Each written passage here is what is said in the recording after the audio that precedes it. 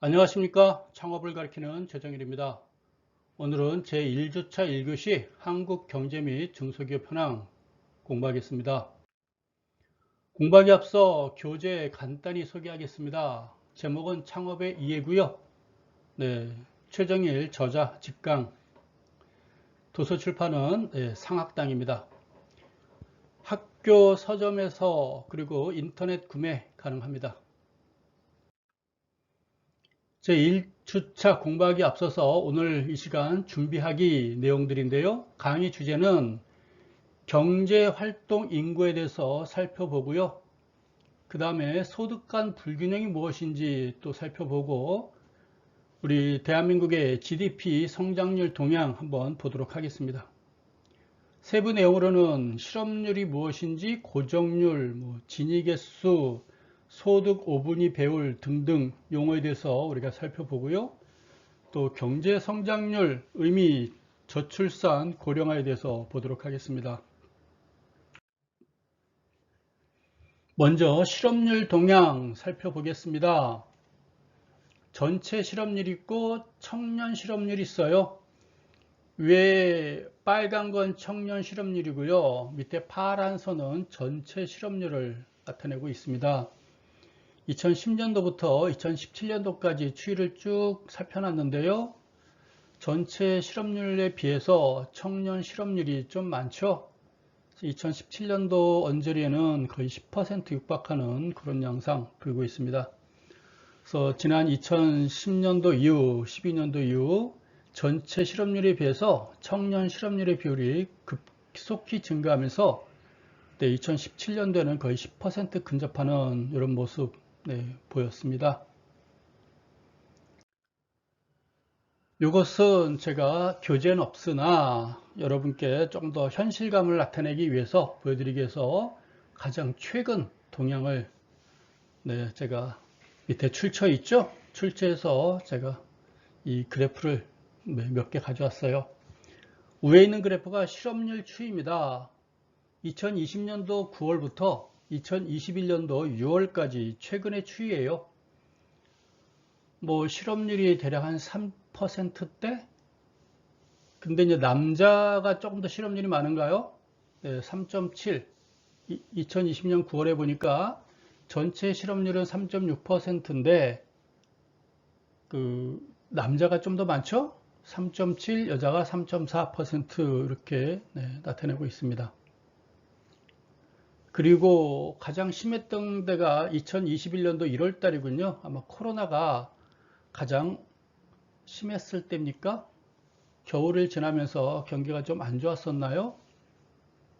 이때 보니 실업률이 전체가 5.7%인데 남자가 5%고 여자가 6.7%까지 일시적으로 급등했었고요. 2021년도 6월달 가장 최근의 데이터를 보니 전체가 3.8%, 남자가 3.8%, 여자는 3.9%, 비슷한 양상. 근데 많이 1월달에 비해서는 많이 실업률이 많이 안정을 찾아가고 있는 것 같습니다. 밑에는 이제 청년 실업률 추이를 살펴봤는데요. 2020년도 9월 달에 8.9%에서 2021년도 1월 달 9.5, 2021년도 2월 달에 10.1, 3, 4월 달에 10%, 6월 달에 8.9%로 또 서서히 안정을 찾아가는 모습 보여줬습니다. 그나마 다행이라 생각합니다. 또 하나 고용률 추이도 한번 쭉 살펴보도록 하겠습니다. 고용률을 보니 역시 남자와 여자의 차이가 있는데요. 고용률은 남자가 좀 더 많은가요? 2021년도 1월 달에 보니 57.4%, 전체가 남자는 67.4%고요. 여자는 47.7%로 나타나 있군요. 가장 최근에 2021년도 6월 달을 보니까요. 전체가 61%, 남자가 70%, 여자가 52% 이렇게 나와 있습니다. 밑에 있는 그래프는 이제 취업자 수 추이예요. 취업자 수. 단위는 1000명이고요. 2021년도 1월 달에 한번 보도록 하겠습니다. 전체 취업자 수가 1000만, 10만, 100만, 1000만, 2500만 명인데요. 남자가 1400만이고요. 여자가 1000만 이렇게 나와 있습니다. 가장 최근 데이터 2021년도 6월 달의 데이터를 보니까요. 전체가 2760만 이렇게 돼 있죠. 남자가 1500만 명이고 여자가 1190만 명 이렇게 나와 있습니다. 그래서 취업자 추이가 조금 더 1월 달에 비해서는 많이 좀 향상됐고 일단은 신호는 뭐 좋아 보이고 있네요. 네. 오히려 2020년도 9월 달에 비해서 2021년도 6월 달에 좀 더 호전된 것이 아닌가 이렇게 보여집니다. 여러분께 조금 더 현실감 있는 최근 데이터를 보여드리려고요. 밑에 출처에서 제가 급히 이 그래프들을 제가 복사해서 여러분께 보여드리는 겁니다. 이제 실업률과 고용률에 대해서 보도록 하겠습니다. 전체 인구가 있는데요. 전체 인구를 우리가 생산 가능 인구하고 비생산 인구로 구분해 볼 수가 있겠죠. 생산 가능 인구라 하면 우리가 경제 활동이 가능한 인구, 일반적으로 이제 15세 이상을 우리가 생산 가능 인구 이렇게 표현하고 있고, 비생산 인구는 15세 이하를 우리가 비생산 인구, 경제 활동 불가 인구, 15세 이하 이렇게 표현하고 있습니다. 또 생산 가능 인구를 또 두 가지로 또 구분하고 있어요. 경제 활동 인구가 있고, 생산은 가능하지만 경제 활동은 가능하지만 현재 비경제 활동 인구도 있어요. 경제 활동에 대한 참가 의사가 없는 사람들이겠죠. 즉 경제 활동 인구는 나 경제 활동 하고 싶어, 참가하고 싶어 하는 사람. 비경제 활동 인구는 나 경제 활동 하기 싫어 또 하는 사람들이 있나 봐요. 그래서 두 가지를 구분하고 있어요. 또 경제 활동 인구는 또다시 구분하고 있습니다. 나는 경제 활동 하고 싶은데 현재 취업이 안 되고 있어 하는 사람은 실업자가 있고요. 나 취업이 돼 있어 하는 사람 취업자 이렇게 구분하고 있습니다. 그래서 우리가 이제 전체 인구를 생산 가능 인구, 즉 15세 이상의 인구는 생산 가능 인구, 15세 이하는 생산 가능하지 않은 인구 이렇게 구분하고, 생산 가능 인구는 경제 활동에 참여하고 싶은 사람이 있고 경제 활동에 참여하기 싫은 사람으로 또 구분하고 있고, 경제 활동에 참여하고 싶은데 취업이 된 사람이 있고 취업이 안 된 사람이 있고 또 이렇게 구분하고 있습니다. 페이지 넘겨서 또 다른 내용 보도록 하겠습니다. 경제 활동에 대한 참가율을 우리가 또 어떤 공식으로 구분하고 있어요. 15세 이상 인구, 생산 가능 인구죠. 그거 분지 현재 경제 활동을 인구, 경제 활동 의사가 있는 인구, 그걸 경제 활동 참가율이라고 그래요. 15세 이상 생산 가능한 인구 중에서 나 경제 활동을 하고 싶어 하는 사람의 비율이에요. 곱하기 100. 네. 다시 또 15세 이상 인구는 경제 활동에 참여하고 싶은 인구가 있고, 나는 경제 활동에 참여하기 싫은 비경제 활동 인구가 있겠죠. 그거 분지 경제 활동 인구 곱하기 100. 이게 바로 경제 활동에 대한 참여율 이렇게 우리가 표시하고 있습니다. 즉 밑에 설명이 있죠? 빨간 글씨 경제활동 참가율 보게 되면 15세 이상 인구 중에서 경제활동에 참여하고 있는 인구 비율을 우리가 경제활동 참가율 이렇게 우리가 또 표현하고 있습니다. 페이지 넘어가 볼까요? 이제 실업률에 대해서 또 살펴보도록 하겠습니다. 경제활동 인구 수 분지 실업자 수. 나 경제활동에 대한 참가 의향은 있어요. 근데 경제활동 참가 의향이 있는데 취업이 된 사람이 있고 취업이 안 된 사람이 있죠. 그 취업이 안 된 사람을 우리가 이제 실업자라고 표현을 해요. 그래서 경제활동 인구수 분지 실업자 수 곱하기 100 하면 우리가 이제 실업률 이런 식으로 우리가 나타내고 있습니다. 또 경제활동 인구수는 앞에서 봤듯이 취업자 수 플러스 또 실업자 수를 우리가 경제활동 인구수 이렇게 표현하고 있습니다. 방금 전에 소음이 좀 들렸죠? 우리 집 고양이가 제 자료를 좀 떨어뜨렸어요. 취업자 수 플러스 실업자 수가 우리가 경제활동 인구수겠죠? 그거 분지 실업자 수 곱하기 100 바로 실업률 이렇게 보여줍니다. 그 고양이들이 자다가요. 제가 이렇게 아마 지금 강의하느라고 이렇게 목소리가 좀 커지면 자다가 깨서 이렇게 다가오는 것 같아요. 그 더워서 창문을 열어놨거든요. 창문으로 들어오고 있습니다. 실업률의 의미가 무엇인지 밑에 빨간 펜 보도록 하겠습니다. 실업률이란 경제활동 인구에 대해서 실업자 수를 나타낸 비율을 우리가 실업률 이렇게 표시하고 있고, 노동시장의 건강을 나타내는 지표다라고도 또 나타내고 있습니다. 노동시장의 건강, 실업률이 아무래도 많으면 노동시장이 건강하지는 않겠죠. 실업률이 낮으면 노동시장이 그만큼 건강하다라고 표현할 수 있을 거예요. 실업자는 현재 구직활동을 하고 있으나 취업을 하지 못한 사람을 의미한다 라고 표현하고 있고요. 또 밑에 보니까 실업률이 낮을수록 일자리가 풍부하여 건강한 사회로 인식하고 있습니다 라고 우리가 보고 있어요. 앞에서 그 실업률 추이담은 봤었죠? 전체에 비해서 청년 취업률이 좀 많았다는 건 우리 학생들의 입장에서는 좀 슬프죠?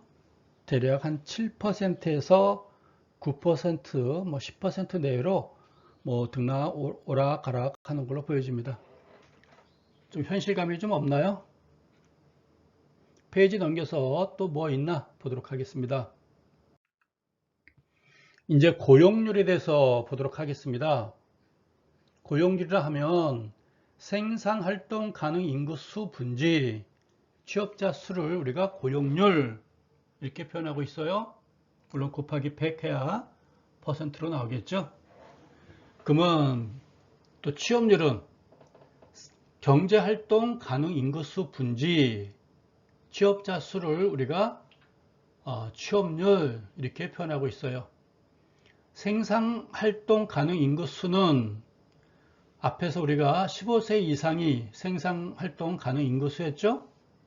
생산활동 가능 인구수에는 경제활동 가능 인구 플러스 비경제활동 인구 합친 게 생산활동 가능 인구수였고, 취업률은 이제 경제활동 분지 취업자 수를 따지는 거예요. 그래서 고용률과 취업률의 그 차이, 밑에 분모가 다르죠? 그것만 보면 되겠어요. 고용률을 보도록 하겠습니다. 생산활동 가능 인구수에 대해서 취업자 수의 비율을 말하는 거고, 밑에 보니까 취업률은요, 경제활동 가능 인구에 대한 취업자 수의 비율을 우리가 이걸 취업률입니다 라고 표현하고 있어요. 그래서 가끔 보면 우리가 뉴스라든가 뭐 신문 인터넷상에 보면 고용률과 취업률을 가끔 혼동하는 경우도 있는데요. 여러분들이 이제 고용률과 취업률을 구분하실 수 있겠죠. 분모가 달라요. 취업률은 나 취업하고 싶어, 경제활동 하고 싶어, 근데 취업이 된 사람들, 그게 취업률이고, 고용률은 생산 가능한 인구 수분지 취업자 수가 고용률이다. 그걸 여러분들이 보시면 되겠네요. 그렇죠? 페이지 넘겨서 또 무슨 내용이 있는지 보도록 하겠습니다. 소득 간 불균형에 대해서 보도록 하겠습니다. 대부분 요새 우리나라의 가장 큰 문제점이 무엇이니? 그러면은 이제 금수저, 흑수저 많이 따지고 있죠. 금수저는 출발 자체가 좋아요. 출발 자체가 좋으니까 앞서서 달려가니까 100m 달리는데 걔네들은 50m 앞에서 출발해요. 그리고 신발을 보니 운동화도 러닝화예요. 흑수저들은 100m에서 출발해요. 신발을 보니 고무신 신고 있어요. 뭐 경쟁을 하는데 100m 꼬링 하는데 뭐 결과는 우리가 다 예상하고 있겠죠. 그래서 일반적으로 우리 사회의 문제, 우리 사회 문제는 소득 간 불균형을 줄이는 거, 빈부격차 줄이는 거, 부익부 빈익빈을 줄이는 게 우리의 가장 큰 과제가 아닌가 싶어집니다. 여러분도 이 소득 간 불균형 해소를 위해서 많이 노력을 해야 돼요. 이거는 여러분들이 잘한다고 되는 게 아니라 이거는 이제 정치하는 분들, 경제하는 분들의 몫이 크니까요. 여러분들은 복지, 분배, 뭐 공정사회 여기에 많이 여러분들은 관심을 많이 가져야 되겠죠. 빨간 거는 소득 5분위 배열이라는 것이고요.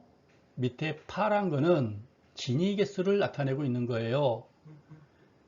소득 5분위 배열을 보니까 대략 한 5.45 정도? 뭐 5 정도 이렇게 나와 있는 것이죠. 소득 5분위 배열이 뭐예요?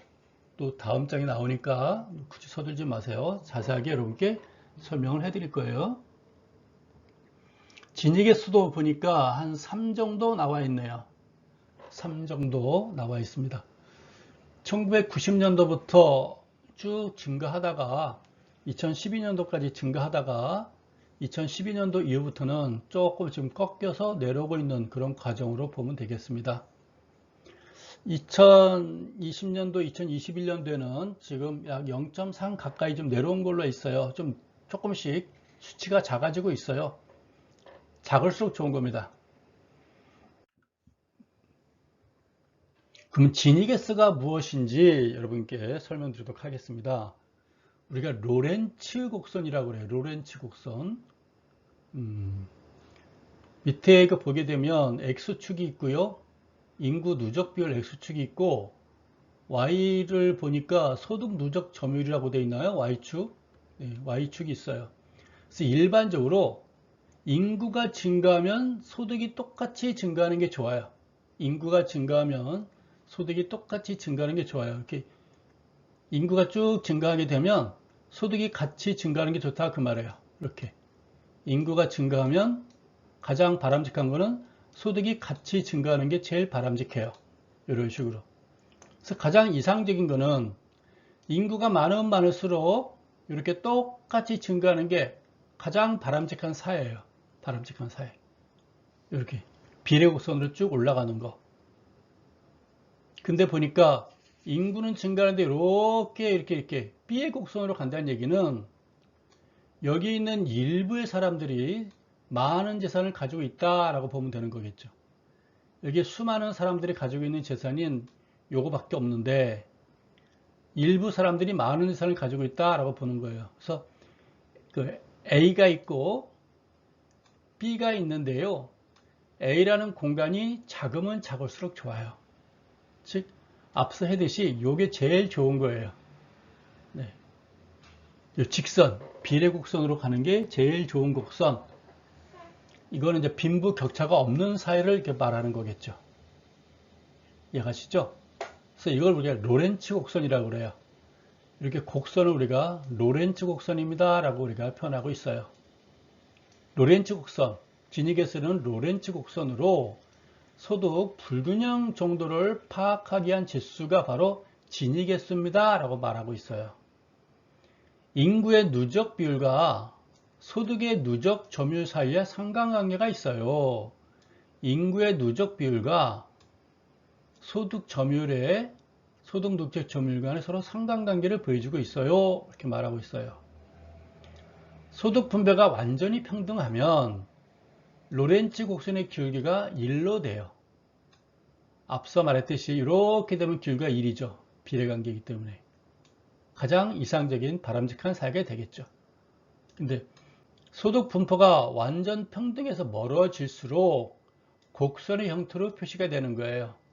그렇지 않을수록 빈부격차가 있을수록 이와 같이 곡선 형태를 보여준다라고 보는 겁니다.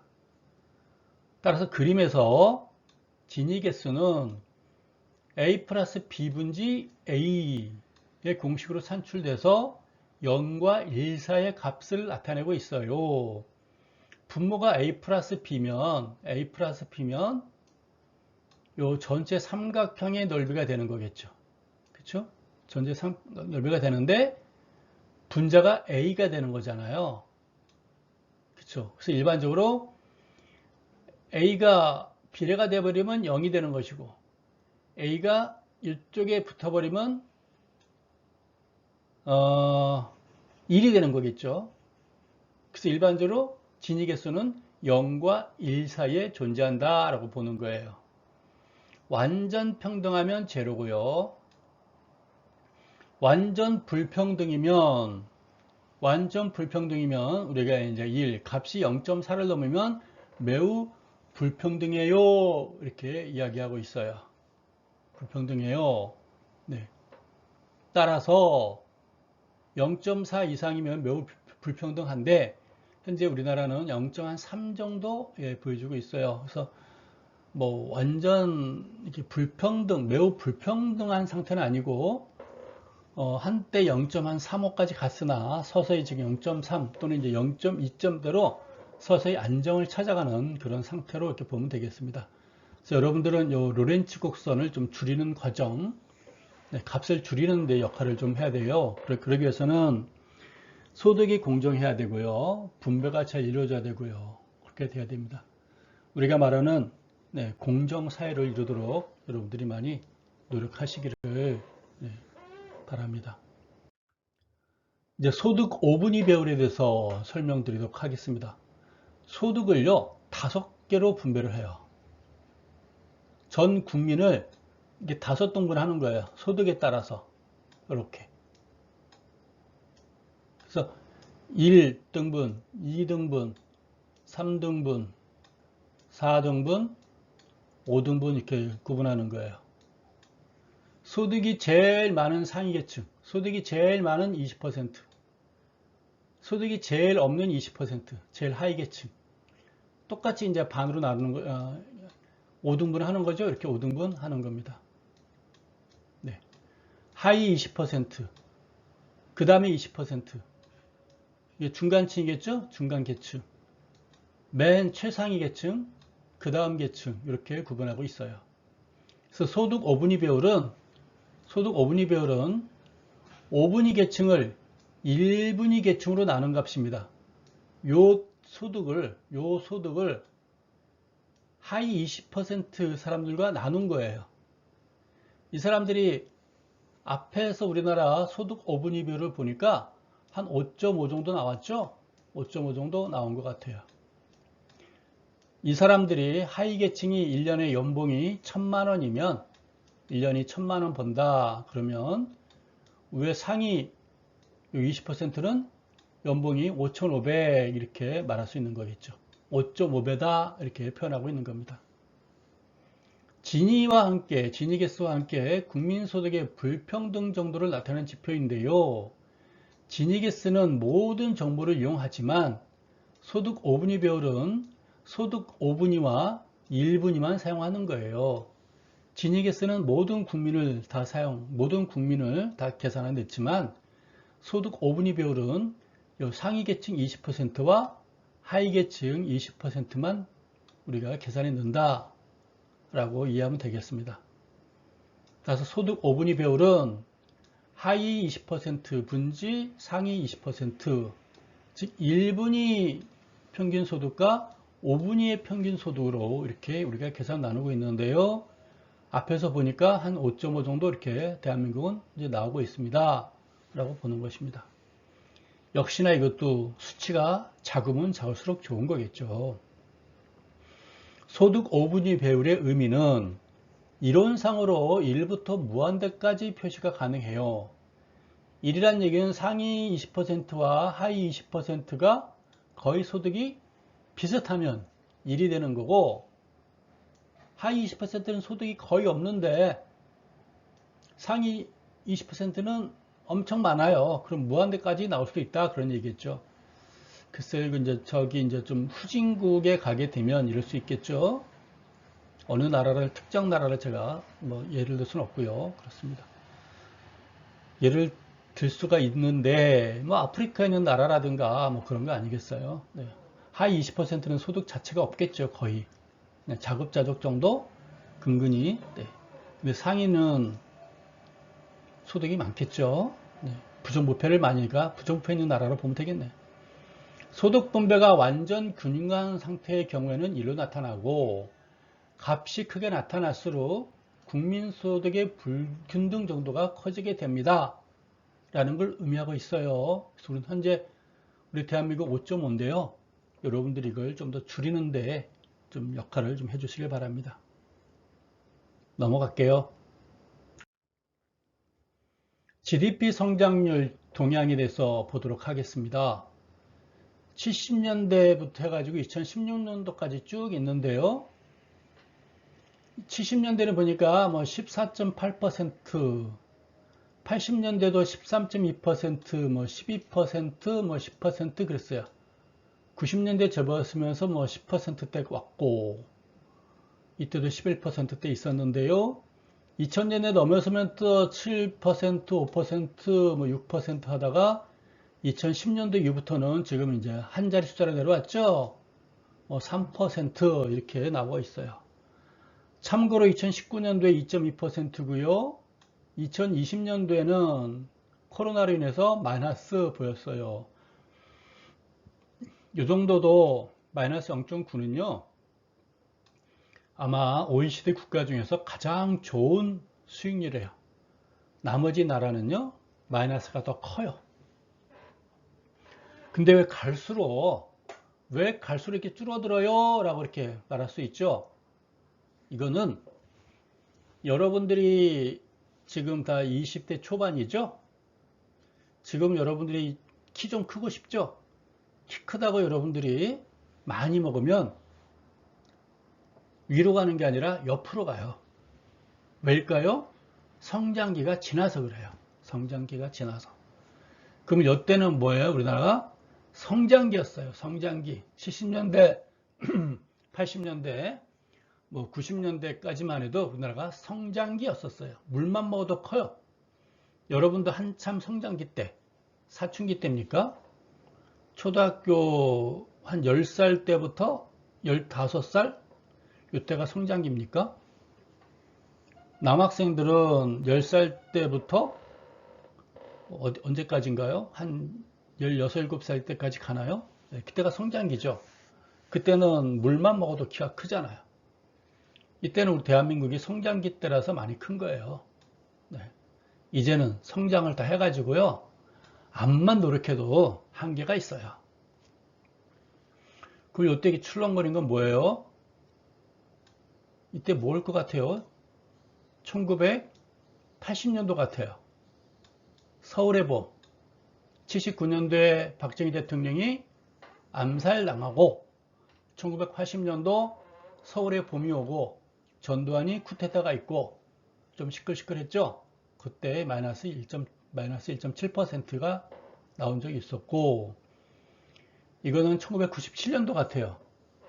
그 외환위기, 여러분들 뭐 IMF 이렇게 많이 듣고 있죠. 외환위기 때 이렇게 보인 것 같고, 요거는 2008년도 같아요. 2008년도 그 글로벌 금융위기 이렇게 보여주고 있어요. 그래서 3번 출렁거림이 있었죠. 우리 한국은.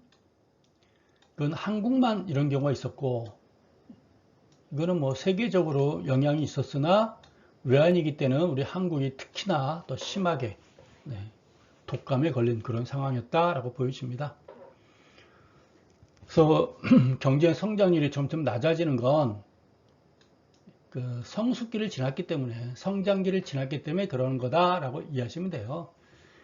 지금 선진국들 보게 되면 일본이라든가 뭐 미국이라든가 성장률 낮아요. 오히려 우리보다 낮든가 더 비슷비슷하든가 더 낮아요. 다시 말해서 여러분도 성장기 지나게 되면, 성장기 때는 물만 먹어도 키가 크는데 성장기 지나 지금 20대 돼가지고 열심히 키 크겠다고 잘 먹으면 위로 가는 게 아니라 옆으로 가요. 부작용이 발생하는 겁니다. 그래서 성장률 동향이 낮아지는 건 그냥 자연스러운 현상으로 이해하는 게 제일 좋아요. 경제 성장률 하락 요인, 그래도 요인을 또 찾아봐야 되겠죠. 국제 경제는 보호무역이 강화가 되면서 국제 간의 통상 마찰이 커지면서 제조업과 투자 부문의 성장성이 약화가 되면서 경제 성장률이 하락이 되고 있어요 라고 또 말을 하는 것 같아요. 보호무역주의는 뭐죠? 수입품을 억제하는 거죠. 우리 국내 기업을 보호하겠습니다 라는 거예요. 우리 자동차도 현대차, 기아차, 과거 대우차, 쌍용 자동차 있었을 때 수입차를 규제를 했었어요.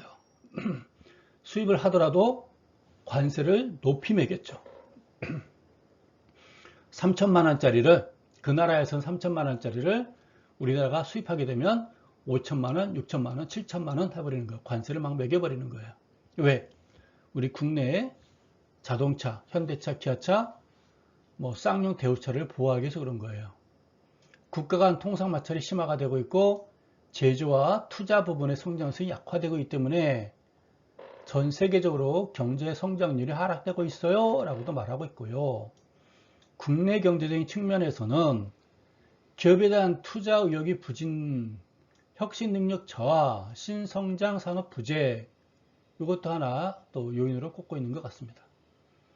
세계 경제 둔화, 내수 경기 하방 리스크 지속, 수출 증가세 약화, 민간 소비 약화, 건설 투자 등이 점차 감소되고 있기 때문에 경제 성장률이 하락하고 있어요 라고 나름대로 요인을 만들긴 했는데 전반적인 실제적인 거는 성장기를 지났기 때문에 선진국이 됐기 때문에 성장이 멈췄기 때문에 그만큼 더딜 수밖에 없다 이렇게 보는 게 맞아요. 신성장산업 부재, 요건 또 뒷부분에 가서 혁신 능력차 또 한 번씩 또 다 거론할 것들입니다. 저출산 요인, 즉 저성장 요인으로 또 하나 저출산을 꼽고 있는 것 같아요. 출산율이 2020년도에 대한민국이 0.84명이래요. 우리나라 전체적으로 봤을 때 저기 세종시가 가장 작다고 그러네요. 각 도별로, 직할시별로, 특별시별로 구분해 보니까 세종시가 가장 출산율이 낮아요. 이렇게 보는 것 같고 OECD 평균은 1.68명, 일본은 1.45명, 대만은 1.13명, 북한은 1.9명, 전 세계적으로는 1.4명이에요. 네, 우리 한국이 0.84명. 좀 심각하죠. 그러면 대한민국의 인구가 현재 5천만인데 5천만이 꾸준히 유지가 되려면 출산율은 2.1명이 돼야 돼요. 2.1명이 되면 대한민국의 인구가 5천만이 유지가 되는 거예요. 왜?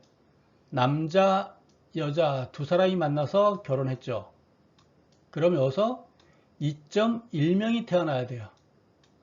두 사람이 만나서 결혼했으니까 두 명만 남으면 되지 않나요? 라고 말할 수 있겠으나 0.1명은 이제 혹시 급해서 먼저 가는 또 친구들도 있을 수 있고 사고사도 있을 수가 있고 또 0.1명 중에는 독신주의자도 있을 수 있고 또 해외로 이민 가는 사람이 발생할 수도 있고 또 목탁도 두드려야 되고 또 신부님도 돼야 되고 수녀님도 돼야 되고 갖가지 사연이 있겠죠? 낳고 싶어도 못 낳는 경우도 있고 갖가지 사연이 있을 거예요. 그래서 2.1명이 돼야 그 나라 인구가 유지가 되는데요. 우리나라 0.84명이에요. 좀 심하죠. 신생아 수가 2018년도 32만 명, 2020년도 27만 명, 2022년도에는 22만 명으로 예상을 하고 있나 봐요. 심각하죠? 2021년도 올해는요, 한 24만 명 정도 예상하는 것 같아요. 좀 심각하죠? 네. 현재 대학의 수가 50만 명이거든요. 근데 이 친구들이 이제 대학에 갈 때쯤 되면 대학이 반 이상 없어져야 되는 거죠. 저출산, 여성의 경제활동 참가율 증가와 일과 육아의 양립이 어려워서 그렇습니다. 라고 말은 하고 있으나, 교육비가 너무 많고요. 부동산 단가가 너무 높아지다 보니 결혼도 힘들어지고요. 출산은 더더욱이나 힘들어지고요. 라고 봐야 되는 거겠죠. 네. 차마 그건 여기서는 적지 못했네요. 고령화, 저출산 요인 중에 하나가 또 고령화를 꼽고 있는데 2020년도 고령 인구가 14%를 넘어가지고 대한민국은 고령 사회로 진입했어요. 이건 이제 2장 가서 더 자세하게 다음 주에 2주차 때 더 자세하게 설명드리도록 하겠습니다. 경제활동 인구가 감소하고 있고요. 국가 복지 예산이 점점 증가하겠죠. 등등. 네. 65세 이상 노령 인구와 전체 인구의 비율. 이것도 이제 2주차 때, 다음 주차 때 좀 자세하게 설명할 테니까 여기서는 그냥 지나가도록 하겠습니다. 성장 전략의 한계가 있어요. 첫 번째, 추격형 전략으로 기존 성장 동력만 추구하고 있어요. 선도형으로 전환하여 신성장 동력 확보하고 기술 무역 수지 흑자로 전환할 필요성이 있습니다. 핵심 기술 및 전문 기술과 인력 부재가 하나 원인이 될 수 있고, 창업 및 기업가 정신이 약화가 되고 있고, 새로운 산업 발굴과 투자 외면도 하나의 성장 한계를 보여주고 있는 거고, 국가 차원의 산업혁신 플랫폼도 만들어야 된다라고 보는데 2021년도 8월 달에 국가에서요 K벤처 해가지고 벤처 산업 육성을 위한 지금 대안을 내놨어요. 여기에 대한 여러 문제점들을 보완하기 위한 거라고 다 보면 되겠네요.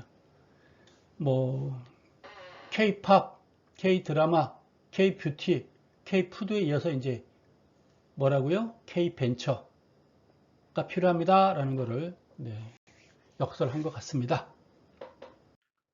정리하기 오늘 배운 거 한번 쭉 훑어보도록 하겠습니다. 뭘 배웠나요? 취업률, 고용률 살펴봤죠? 경제활동 인구 살펴봤죠? 또 뭘 봤나요? 진위계수 공부했고요. 5분위 배울 봤나요? 경제성장률 추이도 쭉 봤고요. 쭉 살펴봤습니다. 오늘 공부한 거 한번 쭉 살펴보시고요. 또 다음 시간 준비하시기 바랍니다. 수고하셨습니다. 감사합니다.